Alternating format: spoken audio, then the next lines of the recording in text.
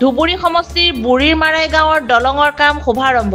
ধুবুৰী সমষ্টিৰ বুঢ়ীমাৰাই গাঁৱৰ ৰাইজে জন্মান্তৰৰ যি সমস্যা ভোগ কৰি আহিছে, সেই সমস্যা ধুবুৰী সমষ্টিৰ মাননীয় বিধায়ক নজৰুল হক চাহাবৰ অহৰহ প্ৰচেষ্টাত সমাধান কৰি বুঢ়ীমাৰাই গাঁৱৰ ৰাইজৰ মুখত হাঁহি ফুটাই তুলিবলৈ সক্ষম হৈছে। বুঢ়ীমাৰাই গাঁৱত 276,59,20,909 টকাৰ ব্যয় সাপেক্ষে নিৰ্মাণ হ'বলগীয়া দলঙৰ কাম উদ্বোধন কৰি ধুবুৰী সমষ্টিৰ বিধায়ক নজৰুল হক চাহাবে ৰাইজৰ মনৰ আশা আকাংক্ষা পূৰণ কৰিলে। ইয়াকে কয় ৰাইজৰ জনদৰদী নেতা। ভাৰত স্বাধীন হোৱাৰ পিছৰে পৰা কিমান মন্ত্ৰী বিধায়ক আহিল গ'ল, কোনোৱে বুঢ়ীমাৰাই গাঁৱৰ ৰাইজৰ যি ৰাস্তা আৰু দলঙৰ সমস্যা সমাধান নকৰিলে।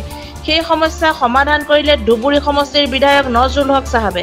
বুঢ়ীমাৰাই গাঁৱৰ দলঙৰ কামটো আৰম্ভ কৰাৰ বাবে ৰাইজে বিধায়ক নজৰুল হক চাহাবক ধন্যবাদ জ্ঞাপন কৰিছে আৰু আগন্তুক 2026 চনত বিধানসভা নিৰ্বাচনত তেখেতে জিকিব বুলি মত প্ৰকাশ কৰিছে।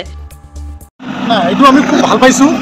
এইটো আমাৰ আজি বকৰিদ বুঢ়ীমাৰী গাঁৱৰ ৰাইজৰ কাৰণে তাৰমানে আমি যে জন্মান্তৰৰ পৰা যি আমাৰ দুৰ্দশা আছিল, একমাত্ৰ আছিল আমাৰ ৰাস্তা আৰু ব্ৰিজ।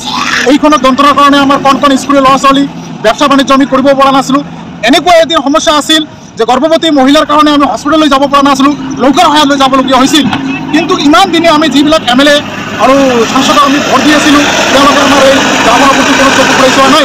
কিন্তু আমাৰ বৰ্তমান যিজন ধুবুৰী সমষ্টিৰ মাননীয় বিধায়ক নজৰুল হক চাহাবে, তেওঁক আমি দেখাও পোৱা নাই, তেওঁৰ ওচৰত যোৱাও নাই।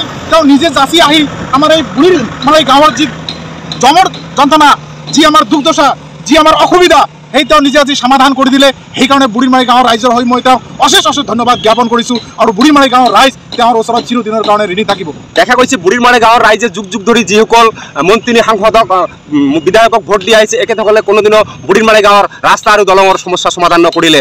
এইবাৰ সমষ্টি ডেলিমিশ্যন হোৱাৰ পিছৰে পৰা এই ধুবুৰী সমষ্টিৰ মাননীয় বিধায়কে এই ব্ৰিজখনৰ আৰু ৰাস্তাটোৰ কাম অপেনিং কৰিলে। কি ক'ব? চাওক, খুব দুখজনক কথা যে মহিবুল হক চাহাব কংগ্ৰেছৰ MLA আছিল। আমি তেওঁক সম্পূৰ্ণৰূপে যিমান আমাৰ গাঁওখনত ভোট আছিল তেওঁলোকক আমি দিছিলোঁ। তেওঁৰ ওচৰত গৈছিলোঁ যে জৰাজীৰ্ণ আৰু দলংখনৰ কাৰণে তেওঁৰ ওচৰত আবেদন জনাইছিলোঁ। তেওঁ কৈছিল যে ঠিক আছে, হ'ব কৰি 10টা বছৰ তেওঁ ধ্বংস কৰি দিলে। আমাৰ ইয়াত আজি এচপা মাটিও পেলা নাই, ব্ৰিজটো দূৰৰ কথা। তেতিয়াৰ পৰা আমি জমৰ যন্ত্ৰণাত ভুগি আছিলোঁ, খুব দুৰ্দশাত ভুগি আছিলোঁ। সেইকাৰণে যি হৈছে এওঁলোকক চিৰদিনৰ কাৰণে আমি বিদায় দিছোঁ। কিন্তু নজৰুল হক চাহাব যিটো আমাক কৰি দেখুৱালে, তেওঁৰ কাৰণে আমি চিৰদিনৰ কাৰণে এই বুঢ়ীমাৰী গাঁৱৰ ৰাইজ তেওঁৰ ওচৰত ঋণী। দেখা গৈছে বুঢ়ীমাৰী যি দলংখন আছে, সেই দলংখনৰ 2,76,59,209 টকা 9 পইচা দলংখনৰ টকাৰে কামটো আৰম্ভ কৰিলে। কি ক'ব? না, ঠিকে আছে, যি চৰকাৰে যিটো চেংচন দিছে কামখিনি ভালে হ'ব বুলি মই আশা কৰিছোঁ। আৰু এটা শুনা কথা পাইছিলোঁ মই, এইটো মই আজিলৈ অফিচিয়েল তথ্য মোৰ হাতত নাই, যে ইয়াৰ পৰা 57 লাখ টকাৰ আমাৰ যি ৰাস্তা জৰাজীৰ্ণ অৱস্থাত পৰি আছে, এতিয়া বৰষুণ নোহোৱা অৱস্থাত এখন টোটো যাব পৰা নাই। আপুনি নিজে আহি চাওক, বস্তুখিনি আপুনি দেখা পাব, টোটো যাব নোৱাৰে। আমাৰ স্কুলীয়া ল'ৰা ছোৱালী, আমাৰ দোকানদাৰৰ মাল জালকে টোটো লৈ যাব পৰা নাই, ইয়াৰ পৰা কান্ধত লৈ যাবলগীয়া হয়। সেই ৰাস্তাটো টেণ্ডাৰ হোৱা বুলি মই গম পাইছোঁ। সেইকাৰণে মই কৈছোঁ নজৰুল হক চাহাবৰ যিটো মানৱতা, তাৰ তেওঁ যিটো হৃদয় বিদাৰক আমাৰ গাঁওখনৰ ওপৰত তেওঁ দেখুৱালে, সেইকাৰণে আমি এক কথাত কৈছোঁ চিৰদিনৰ কাৰণে আমি আমাৰ সন্তান তেওঁৰ ওচৰত ঋণী থাকিম। আগন্তুক 2026 চনত যি বিধায়ক নিৰ্বাচন হ'ব, তাৰ বাবে কি ক'ব আপুনি? বিধায়কক আৰু ক'বলগীয়া একো কথা নাই। ইয়াত বৰ্তমান যিটো পৰিস্থিতি আমাৰ গাঁওখনৰ ৰাইজৰ যি মুখৰ কথা, নজৰুল হক চাহাবৰ বিৰুদ্ধে কোনো মানুহ যদি ইয়াত কংগ্ৰেছ বুলি কথা নাই, নজৰুল হক চাহাবৰ বিৰুদ্ধে কোনো মানুহ যদি কিবা এটা কথা কয়, আমি ক'বলগীয়া কথা ৰাইজে তেওঁক যে কি অৱস্থা কৰি দিব মই নাজানো। সেইকাৰণে নজৰুল হক চাহাবে যি দেখুৱালে আমাৰ গাঁওখনৰ প্ৰতি, গাঁওখনৰ যি আমাৰ দীৰ্ঘদিনীয়া সমস্যা তেওঁ সমাধান কৰিলে, ইয়াত আৰু ক'বলগীয়া একো নাই।